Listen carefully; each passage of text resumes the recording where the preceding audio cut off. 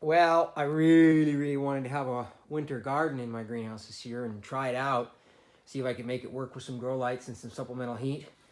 Uh, but when you're starting stuff from new, it's timeline is not always what you want it to be. So what I've decided to do instead is to turn this into a nursery for all the trees and shrubs and bushes that I'm trying to overwinter. And my fear is because I didn't get them in the ground appropriately, that they would freeze in the containers and just be ruined, which is what I think happened to my blueberries last year.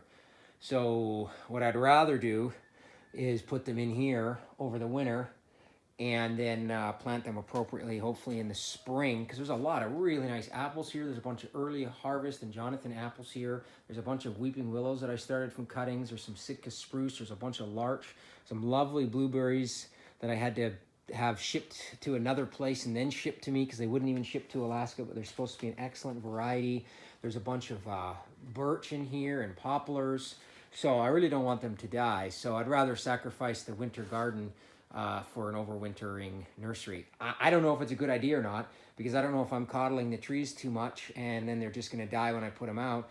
But I don't think being in a container is very helpful. So we're going to try this. I'll sacrifice my winter garden, except I do have this unit, which I'm going to show, the Arrow Garden, which I used last year and grew a ton of food in. So I'm going to be pulling that out here in the next little while and getting that started. I'll show how I do that.